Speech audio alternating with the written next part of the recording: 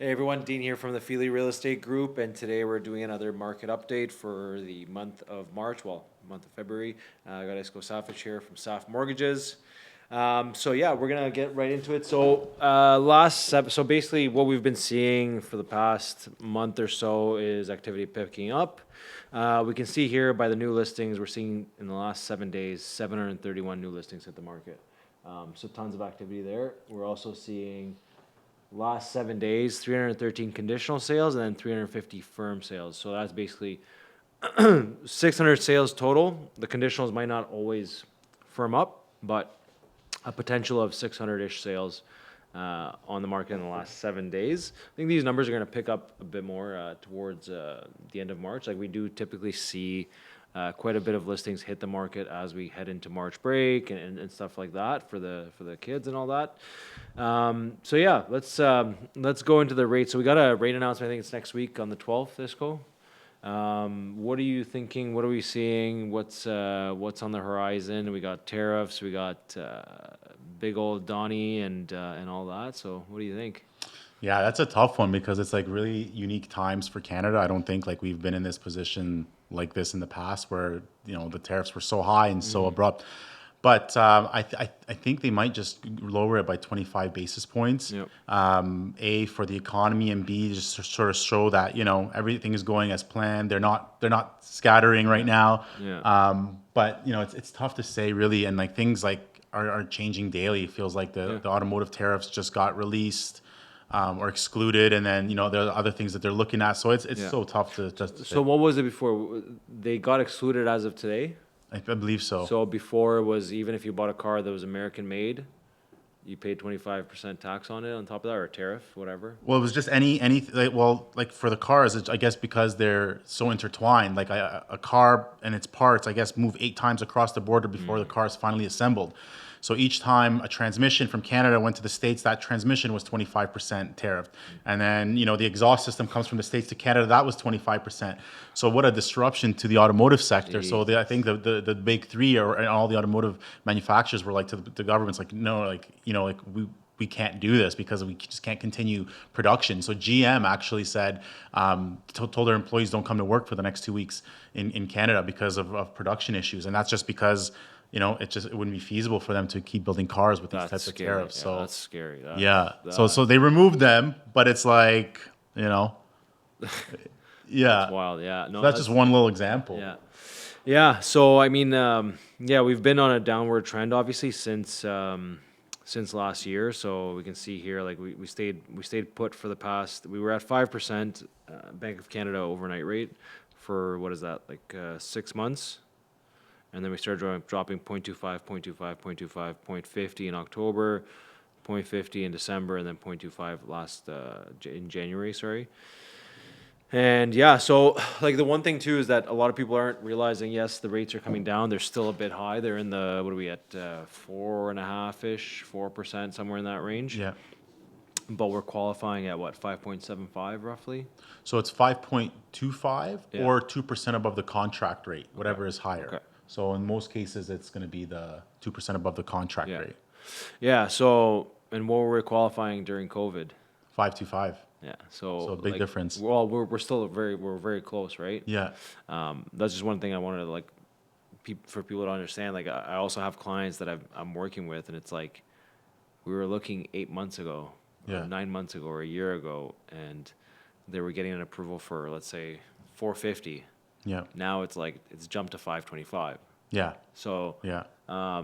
these are all decent signs. Like depending on what you want to do, if you're looking to wait a bit, if you think it's a good time to buy, like whatever your approval was last year, it's much higher now. Yeah. And the rates are different. Prices haven't really shifted too much. There's some people that think there's going to be a bit of a correction even this year, but we'll see. I mean, we see the market go up and down every year, like throughout the year. Like it peaks during the spring, goes down in the summer, goes up a bit in the fall, and then goes down in the winter.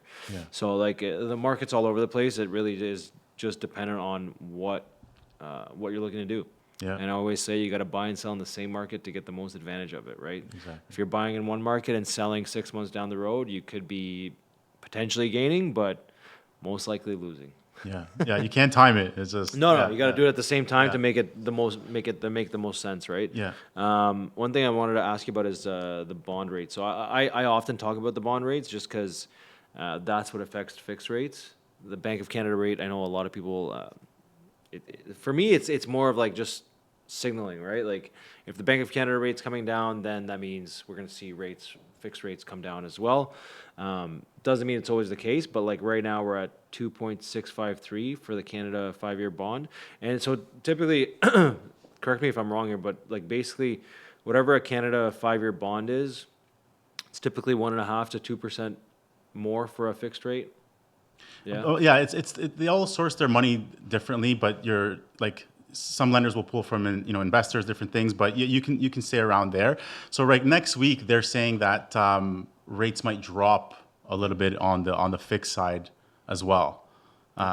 So like I've gotten one lender that just sent out a new rate sheet yesterday, and they were down, I think it was like 10 basis points. So whether they're going to do another one next week, it's tough to say. Yeah. It's really it's such a strange time. Like everyone's torn. Like It feels like we've been in strange times for 5 years now. Like 5 years, it really does, yeah. every year there's something, right? So, Yeah. I know, but yeah, sorry, go ahead. Yeah, like half like some people in this are saying, rates are going to go up because with tariffs there's going to be inflation because everything costs money. So how do you fight inflation? Well, you raise interest rates sort of like they did in the past. And other people are like, well, look, like they got to have to stimulate the economy because they need businesses to borrow and so that they invest and that they hire people to stimulate job growth. So they're going to lower rates. I think BMO said, that we could see rates go down, to 2%. So it's just like we're in uncharted territories we just right now. experienced that 3 years ago. I think I don't know. Yeah. I don't know if I have nothing to say. Yeah. So it's an odd time for sure. Yeah, like I don't think they're just overnight going to snap their fingers and say, okay, 2%. No. Like that'll just throw everything into a tailspin and just like, who knows, right? Like people might start buying, people might not. People like you never know, right? I think the one thing about the tariffs though, it is gonna show. Like I think it's gonna be. I think it's good for our government to be challenged. Yeah. Because it makes them think of things that might benefit the country. Yeah. Right. Like we've always had a good working relationship with the states. I'm not an economist by any chance, by any means, but I think. A bit of competition and a bit of challenges sometimes leads to better things down the road. So we'll see what happens. I mean, maybe there's certain things we might not even need the U.S. for anymore. Yeah. Right. Like, well, there's serious talks right now about it's interesting about Canada joining the EU. Like there's actually conversations about Canada joining the EU, which is very interesting to me. Like if somebody, like I never thought that, Canada would join the EU before Bosnia, being because I was born there. Not even the same continent. Well, exactly. Like, and they've been on the path to EU membership for I don't know how long now. 30 years. So 30 years. So I'm thinking, I was like, I'll probably get it eventually, but now I might get it before by being Canadian citizen. But yeah, like so even that, like that would integrate those economies and like Mexico is there too. Like I think Canada's winning sort of like the PR. Most countries are sort of behind Canada because they view this as like economic warfare. So Canada's gonna have to pivot and adjust and adjust its economy. But maybe it's time. I mean. Yeah, I think we've been relying on the U.S. for quite a bit for a lot of stuff, and it's like listen, you see a lot of stuff out there on the news, social media, whatever. But like, what's true, what isn't, is that's the real big story. Yeah. I think the country of Canada would benefit a lot of keeping things in-house. Yeah. Kind of like how the U.S. does. Yeah. And they rely on us on certain things, but it's like, man, like we got to get some like how's jobs this year? We're still on a downward trend for like job security and stuff like that. Yeah, like I think job security right now, like I know there's like the manufacturing sectors and automotive sectors. I think like from what I've read, like they're having the biggest issues. Yeah. But even like federal government employees with like immigration, Canada, like they've downsized quite a bit. So it's tough to say. Like even in the States, it's happening. So I mean, overall, everything still looks okay, but yeah, it's tough to see what's going to happen over the next little while. This is like a very interesting time. Yeah. like you, every year it's been. I'm laughing because I saw it's not a it was a very interesting post that I saw on Instagram that somebody posted, and it was like, okay, so it's like a 10-year span, right? Yeah. So it's like from 2015 to 2025, and it was like listing every issue that the news reported on every year. So it was like 2015, there was like this crisis, 16 this crisis, 2020 we had COVID, 2019 or 2021 we had inflate, whatever, right? Yeah. There's every year there's a certain crisis that was in the media, and then it said, you know, the S&P 500 grew 244% from 2015 to 2025. Yeah. So it's like, yeah, there's crises all the time, but you Yeah. not doing anything to better yourself is not helping you anyways. That's what I got out of it. Yeah, I know. So it's like, I don't know, you got to do something, and yeah, Yeah. the news never reports anything good. So I don't know. That's, No, exactly. That's how they get viewers, right? Like Yeah. you need a house, it's in your budget, you like the house, Yeah. you buy the house. Yeah, and like same thing with investing too, right? Like you put your money in and you keep going and you wait. It's not like you're, I know Yeah. there's people in crypto and other stuff that, millionaires overnight type of thing. But I mean, let's be realistic. That's not a realistic game plan. No, exactly. One thing I just wanted to see here. So 3-year trend for bond rates. So basically, this brings us back to, so just before the rates started going up was March of 2022. We're at 1.8, and we went all the way up to 4.3, and now we're down to 2.6. So we're 0.6 away, or sorry, 0.8 away from COVID bond rates. So they're trending down. For Yeah, sure. I mean but you can see it like every year it Oh, goes but like yeah, it typically goes yeah. So like they go up. It looks like like it's been all over. Like there's not even a trend here. Yeah. Like it's every couple months it like goes up and down. So it's It looks like my MyFitnessPal chart. Yeah. yeah. So what do you think about the Canadian dollar? Oh man, that's under like around 70 cents US. Yeah. I think Wasn't it even less than that? it was went under 70 cents for the first time I think in a decade. Yeah. The thing is like it's hard for Canada because if companies are faced with tariffs, Yeah. like one of the incentives of why businesses invest in Canada, like why let's say you're a Ford and you want to invest in and you want to build cars, why do you go to Canada? Honda, why do they go to Canada? Why do all these companies go to Canada? Well, it's simple because you're getting an educated workforce, okay, that speaks English in a country with good standard of living, in a country where health insurance is covered, by the state. So they have free public health care. So the company gives them a little bit, the other type of insurance, but healthcare is covered by. So and then the dollar is 30% lower in value than the U.S. dollar. So it's 30% cheaper for them to operate, right? So they're getting a highly skilled workforce in Canada, but they're paying less for labor because of the currency, right? So they're selling these cars in the States for U.S. dollars, but paying Canadian workers. So it's a good deal for these companies to do business in Canada. For sure. When there's tariffs, that's less the case, right? Because now they're selling to the States, but they had 25% on crossing the border. on crossing the border, right? So the dollar plays into that because when the Canadian dollar is strong, there's less incentive for these companies to want to open in Canada because then they're paying them on par with the States. So they go, well, I'll just open up in the States because I'm not saving 30% on the labor anymore. So when the Canadian dollar is low, more foreign investment comes into Canada for manufacturing. So the dollar is in a weird position because like our purchasing power is going down if it keeps dropping, but then it could help with, luring countries to Canada to do business. So it's tough. Like I remember in 2013, we were on par. We were on Yeah, par. I remember that. That was. Remember when everybody was going across the border to go shopping and this and that. Was Yeah. it? I feel it was like 20, like early 2010s, right? Like it was for a little bit, maybe a year. Yeah. I felt like it was on par, like kind of in that range. Yeah. Which was crazy because it's wild. Like there's stuff in the States you can't see it anywhere in Canada, right? Yeah. Like the shopping and like the stuff that you can get there is unreal. So Yeah. yeah. So let's talk about something a little bit different here. In terms of multi-units, I'm just gonna pull up something actually. So let's see here. Commercial. So no, I think that's just commercial, but let's see, cross property.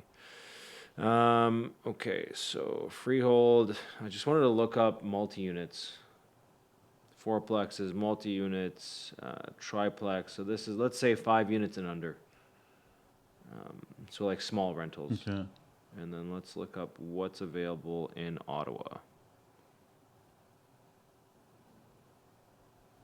Whoops. Okay, so there's literally nothing outside the center of the city, which is typical.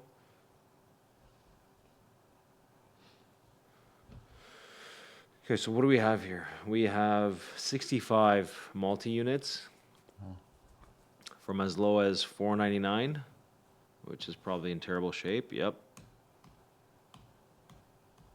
Wow. But huge lot, I'm assuming. No, 62 by 62. So decent lot, but While you're just on like the rough house there. yeah. Okay. So this is just for a realtor's message. If you're listing a property like this, okay, don't put attention investors, attention fixer-uppers, attention contractors.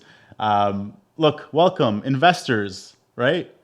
This right away to a lender screams there's something wrong with the property. Yeah. I can assure you, these investors, and I work with a lot of them, they know the property that they Handyman special. right. That's the worst one. They know what they're looking for. They know what the zoning's like. They know what they need to do. You're just making it more difficult. You know, so something like that says investors welcome Yeah. or contractor special. What could happen is the lender could ask for a copy of the inspection report. Oh God. And then they're going to go through the inspection report and they're going to get scared. They're gonna rip it apart. They're gonna go through every single line by line and go through like, oh, this is 500, this is 1,000, this is $5,000. Like it's gonna be a mess for sure. Yeah. So just leave that wording out of there. Just welcome investors. Yeah. You know, the investors know what they're looking for. You don't have to welcome the MLS listing. And I've heard that a million times. Like no. First of all, investors always ask me like, do you have anything off market and stuff like that, but they also never want anything that says investor special, handyman special. Like that's the worst verbiage that they can find. So Yeah, and I didn't even know it was on this. We just happened to scroll down and it was on there. Not, you know, what? like you can tell it needs money put in. It needs Yeah. like 200K, 300K dumped into it just to make it functional. Yeah. There's no pictures of the inside, obviously for obvious reasons. God Yeah. knows what that looks like. Just from a lender standpoint, it's just more of like what was seen cannot be unseen. Yeah. Right. So if the MLS listing says attention investors and contractors, the underwriter has to address that. Whereas if it's not there, yeah, you know. Yeah, so there's some opportunities here, like all these homes, like okay, so everything in here that's in the 500 to under 799 range is gonna be rough, right? Like you're looking at like this is just like you're in West Centertown, where is this? This is on Eccles, so right off of what is this, Preston? I think, yeah, right off of Preston. It's a tight street, I know that. I've driven past it, but like, hey, like you got a lot right on Preston for 500K. Right? Wow. It's a potential not lay down, but it's a potential rebuild or something like that, Yeah. right? Like there's potential here, and like you're paying 500,000 for 23 by 66 lot in off of Preston, literally, right? So things to consider there. Then you got anything at 799, like anything 700 or above is gonna be livable. Like this is, I mean, you can tell it's tenanted, but hey. Yeah. Who are we to say how tenants live, right? Like it is what it is. But it's a huge lot too. Like this is a 50 by 100, so that's a nice lot. 29 days on market. So you got triplexes starting from the 499 range. What's this? Fourplex on Kent Street for 923. It's got a barbershop. Oh, okay. This looks like a mixed use. Yeah, it's nice. I mean, nice. I mean, whatever, right? Yeah, let's see. So that one is okay. So mixed use, and there's 3 stories. So okay. Yeah. Mixed use is very interesting, guys, because you have to figure out your financing on these types of properties ahead of time. Some lenders will want to see that you of the total square footage, how much is residential, how much is commercial. If more of it is residential and commercial, you can get residential rates. If the opposite is true, then you might have to get commercial rates, and it's a different type of qualifying. So just something to look into. And insurances. Yeah. So if it's like, that's the one big thing. So insuring properties that are more like, let's say it's 70-30 and it's 70% commercial and 30% residential, like you're going to be paying a higher premium for that for Yeah. sure. So add that into your cost as well when investing. So yeah, we looked in the cheap price point, like the entry level 500K, where you're not getting much that's livable and needs probably 200,000-300,000 to make it work. We looked at something that's, you know, just under $1 million. Let's look at the. I'm just picking these out of a hat, guys. I'm not even. Let's go to Compton Avenue there. Compton, Clarence, Compton. Yeah, okay. I thought. Let's slide down to Compton. Yeah. Okay. So. Okay, so what do we got here? Well, high income in Westboro. Westboro near Woodruff. So where is that? That is it actually near Westboro? No, actually it is. Yeah. Wow. So this is yeah, I this guess. is right off of where is this? No, it's not there. Is this Woodruff here? Yeah, it is. This is right behind Golden Palace. Golden Okay. Palace is right here. Okay. Egg roll place. Yeah. So close to Carlingwood Mall. Yeah, exactly. Wood Park, Carlingwood Mall is is I it? think it's up there, like right there, Carlingwood. Is this it? Yeah. Yeah, Carlingwood's here, and then Golden Palace is right here. Yeah. Okay, yeah, that makes sense. So what does this look like? Pretty decent lot. What do we got?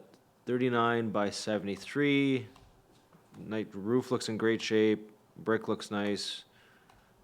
It's actually a decent looking place. Enough parking for 4 cars, it looks like, yeah.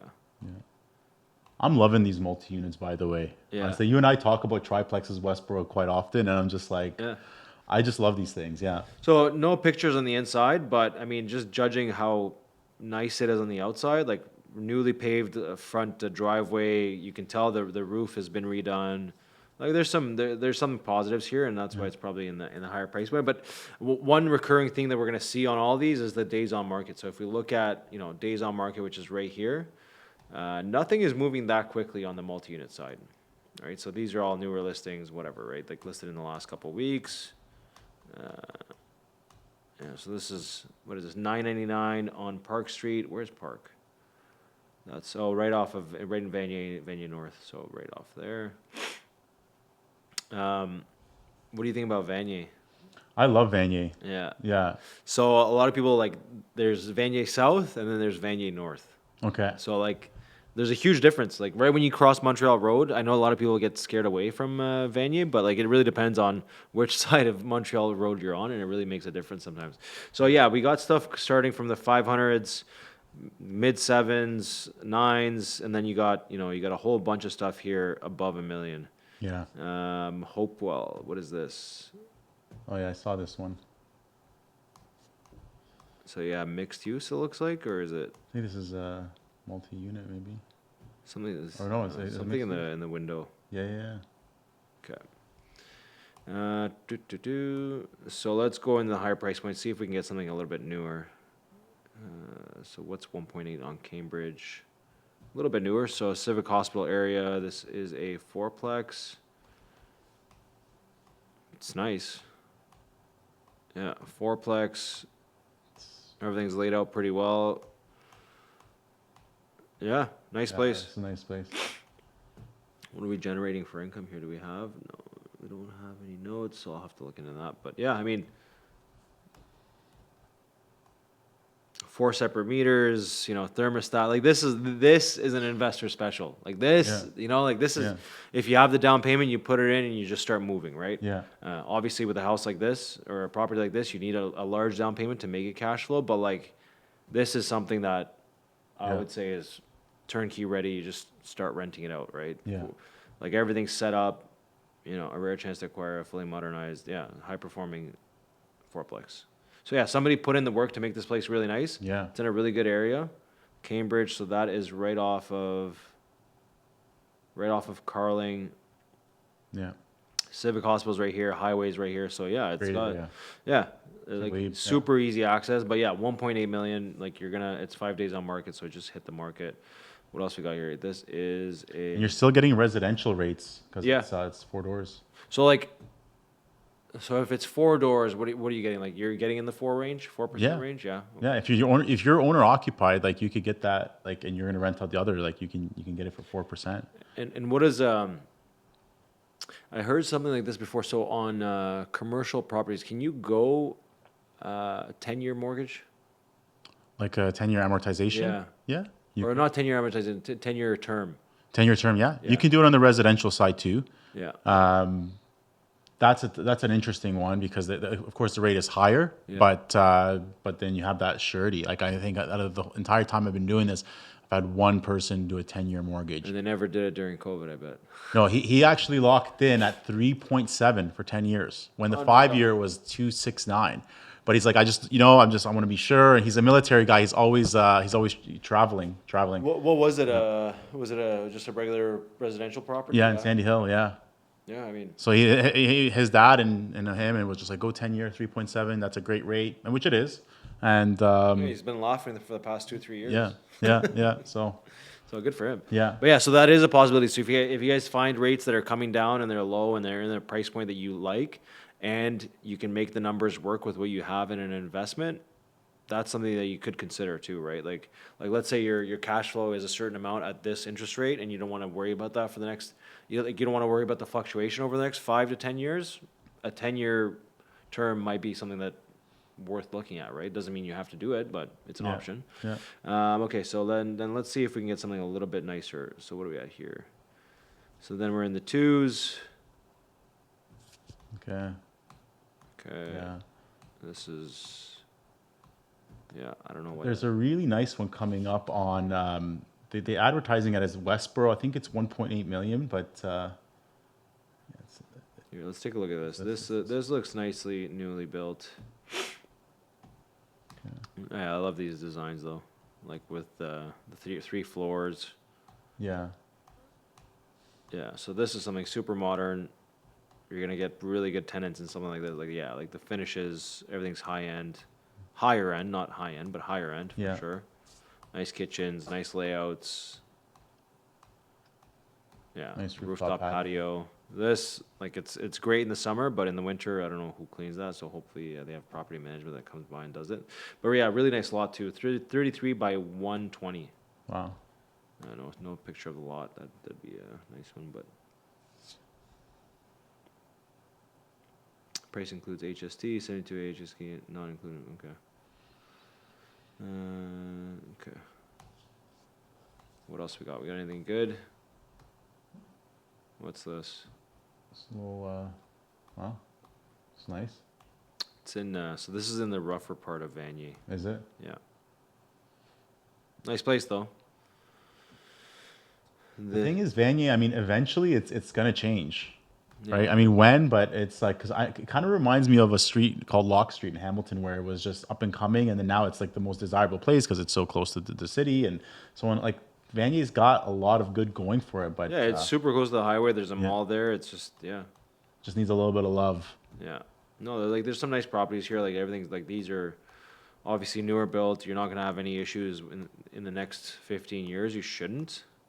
What are I your would thoughts say. on Sandy Hill? I like Sandy Hill. Like it's downtown, right? Like really close to the university, so if you can get a good deal with like student rentals. Yeah.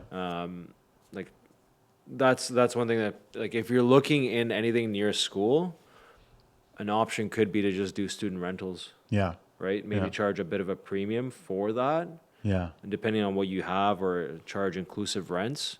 So like, let's say you're renting one apartment is a 1-year rental, 1-year lease for 2,000, and then the same unit below it or whatever is a student rental. It's available for 6 months, but let's say you charge 2,400 with all utilities, including internet, this, that, and the other thing. Yeah. It's all in, whatever, right? So Yeah. there's some options there. Like you can mess around with it how you want, but like there's options out. So what's this? This is New Edinburgh. So yeah, this place looks gorgeous. Like it's a super super high end. Like this is really high end. Yeah. Yeah, This is like nice. you're charging a premium for all of these amenities, right? Like 59 Douglas. yeah, cool. So who's spot. buying this? You think is this going to be owner occupied plus rental, or you think this is going to be an investor? Tough to say, but what do you think? Like because the finishing is so nice, I'm thinking somebody must want to live in there and rent out the other. So what do we got floor, here? So yes. non-conforming fourth unit. So it's really a triplex with an illegal fourth unit. So that fourth unit has, so that fourth unit is probably rented all inclusive. So for the fourth unit in the basement was rented 3,200 with backyard exclusive access. Currently vacant, city in talks for changing zoning R4. Unit 1, 3,400 plus utilities, which is fantastic. Wow. Unit 2, 3,395 plus utilities. Unit 3, 4,000, which is the rooftop. So it looks like the rooftop, there's only one person with the rooftop. 3,200 plus utilities. So I don't know how they're doing that. Are they only charging, like if they don't have a separate hydro meter, they're probably just charging them water and gas. I don't know. Maybe, yeah. Expenses monthly. Yeah, so gross rental income 167, net income 137. Inflow radiant heat basement. Yeah, these are all super valuable units. This Yeah. volume of building no longer possible on 40 by 100 lot. Wow. And that was built, it's new, right? Like it's newer. Is it? Where's the age? Doesn't show the age, but I won't pull it up here. Yeah. 20,000 in the property tax amount. So that's an assessment. Okay. Or that's from 2024. Okay. Yeah. What a nice unit though. Like what a nice property. Yeah, so like this is really cool, but this is an experienced builder obviously that did this, and somebody that's like that knows the market really well in that area, which, yeah, but that's 20 grand a year in taxes, yeah. Yeah. Yeah. So yeah, I mean like you got high expenses, but you're also attracting a larger crowd, so this is gonna be your, doctors, this, that, the other Yeah. thing, lawyers, whatever, right? Maybe somebody that doesn't have a family yet, they don't really care to buy, but they want something super high end and easy to use. This is a great option for them. Not too many. It's a low rise, so I don't know. I'm a big fan of these low rise ones. Like Yeah. this is like what is this? Yeah, it's 3.5 stories, I'd say. Yeah. So really cool, but yeah, 2.7 million is what you're paying for that, something Yeah. like that. Yeah. Then we got something like this, 2.8. Yeah, again, same thing. Really, really cool. Really like super high end. Yeah. Like these units are all really, really big. Like nothing small. This is on a 58 by 100 lot, so they're using the whole lot to really achieve everything. Like it's pretty cool. Yeah. Yeah, so those are really nice. Bronson, here you're just paying the location and you're getting the mixed use, commercial and residential, lots of parking. 3.5, steep price for that, I think. Sandy Hill, mixed use, Somerset. Okay. Yeah, cool little place. 3.7. Like yeah, like these places, yeah, you're just paying for location. What do we got here? Is this two of them? 174 and 178 clearance. Yeah, I don't know what this is. It looks like it might be both. I don't know. Okay. I'd have to look into it a little bit more, but yeah. Look, yeah, because tax amount's 52 grand. Yeah, so So it's probably both. Yeah. Yeah. 50. Yeah, that's insane. Anyways, really cool properties. Yeah. One thing about these rentals or these multi-unit properties is that rent is fluctuating now. That's one thing I am seeing. Properties are not renting as quick and as easily as before or as last year, because last year, it was still cheaper to rent than it was to buy.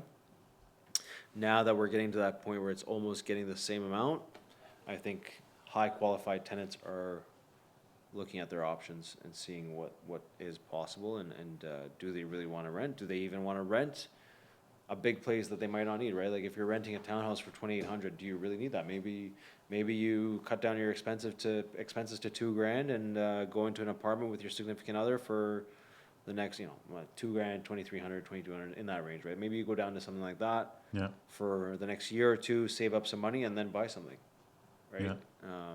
Because $2,800 for a townhome plus your utilities, you're at like $3,100, $3,200, which is almost like you're paying that same price to buy the place, right? Yeah. Obviously, you have to have an initial investment of the down payment. If you don't have that, then it's a moot point. But Yeah. if you have like Yeah. to qualify for a 600K home or 650, what do you need? You need like 30 to 50 grand. Yeah. So it's gonna be 5% on the first 500K, so Yeah. 25, and then 10% on any amount above that. Yeah. So if you're looking at 600,000, you're looking at what 35K. Yeah. And what was your roughly? What's your payment gonna look like on something like that? Like you're probably gonna be around like the 20. I'd say probably 25. So it's even cheaper than the rental at 2,800. Yeah.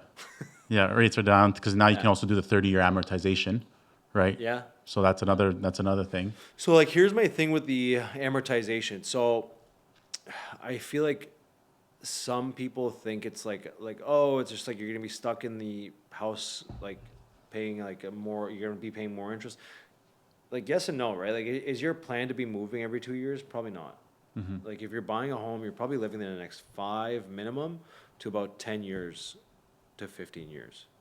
So like, would you rather just have your payments be decent for the next, 3 to 5 years while you wait out your mortgage term and then refinance and go to 25-year amortization? Like, let's say rates are in the, low threes, high twos, and you signed up at 4.5. Yeah.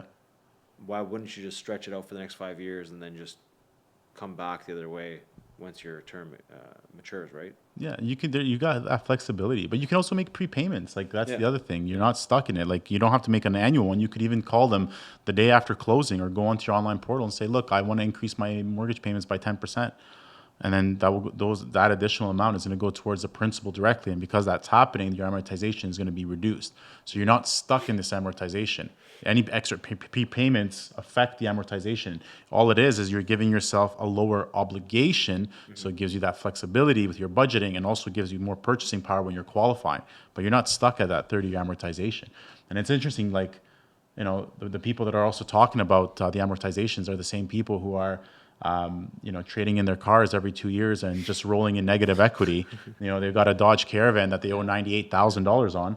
Yeah. It's the same as the one they had 2 years ago, same color, in fact. So, so I only yeah, have some experience with that. just a little, but yeah. So it's fine. Yeah. Take the 30, give yourself some breathing room, and pay it off faster if the amortization bothers you. I Yeah. mean, there's no harm. Yeah, like there's options, Yeah. right? Like you're not stuck in just one single thing, right? Like you don't need to always, like, just do what's best for you, right? Like, Yeah. but if 30 years is is the best move at the moment, then do that, and then recalibrate in 3 to 5 years once you've finished your term. Yeah.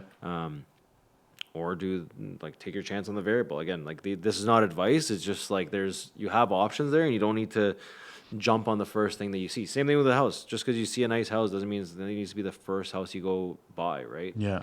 Because people forget that like life changes, right? All the so, time. So All the time. that's the thing. Like if you take a 30 and you have a lower payment, look, you might get a better job or a promotion, and you might be able to prepay more. Or you might have a kid. You might have an additional expense. So then now your monthly budget now is a little tighter. So why not just give yourself the breathing room? You can't assume that your situation is going to stay the same as the time of purchase. So just kind of look at your plans, your 5-year plans, and go with that. Yeah, no, 100%. I agree.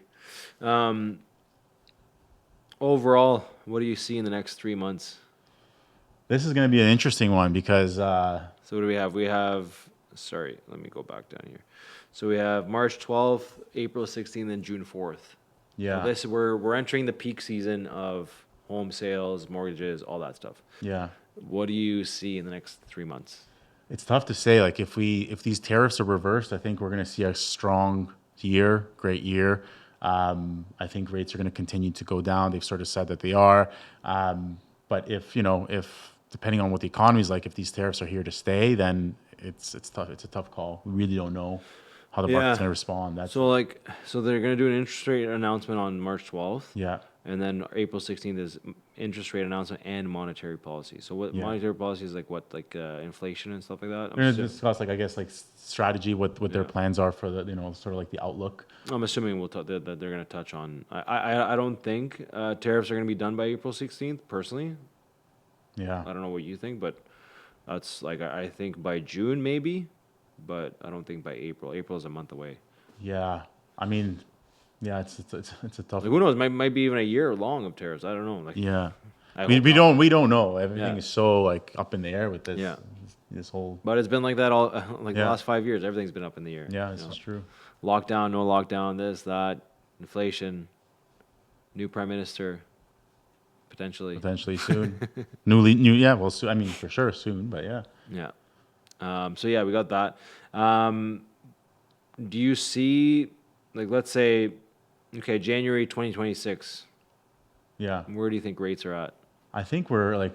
Sorry to put you on the No, spot. I think we're like probably in the threes. Yeah. I think so. Like High mid threes or threes. low threes? Mid to high threes. Mid to 3 to yeah. 5, 3.75.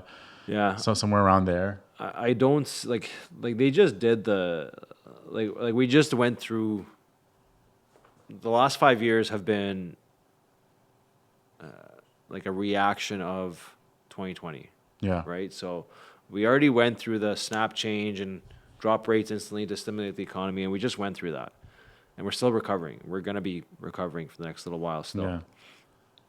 I don't see us going down to two. I'd be shocked if we went down to 2% in the next 2 months, Yeah. like just to stimulate the economy. You know Yeah. what I mean? Like we just went through that. I don't think there's a need to go through that Yeah. again. I think BMO was saying within a year's time. That's what I think the report was saying. To that they're gonna drop to 2. That they think it's going to go down to 2%. Yeah, I think that's But that's very ambitious. like the Bank of Canada, the key Yeah. lending rate. Yeah. Yeah. So we'll see. We'll see. Yeah. What do you think of all these? Like, do you find a lot of people are buying homes to build additional dwellings with some of the new like regulation changes? Like, are people asking about this?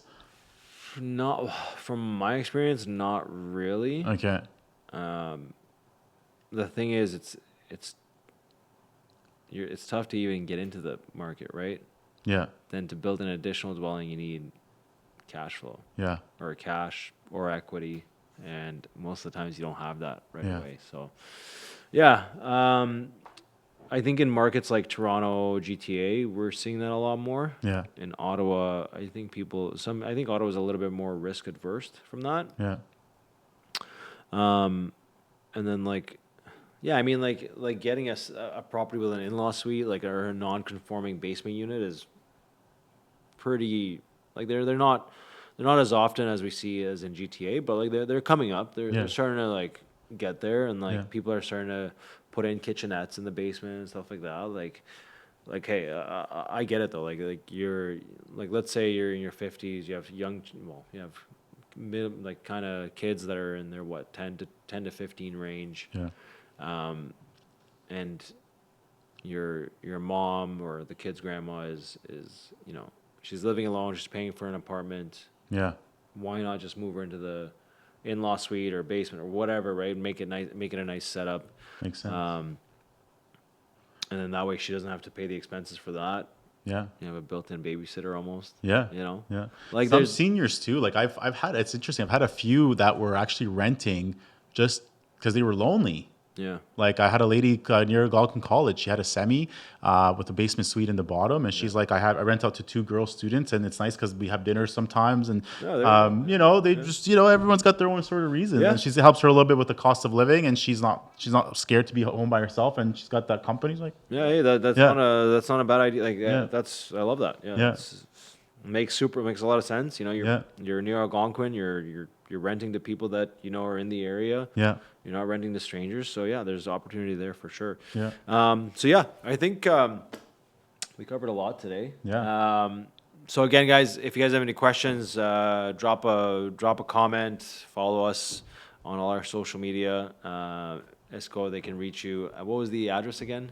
So we're on House Street, Britannia, but website is SAF Mortgage, so safmortgage.com, or 613 Mortgage Broker on Instagram. Cool. And you guys know me. You'll see the link below. And give us a follow, subscribe to us if you can. And we'll see you soon. There it is.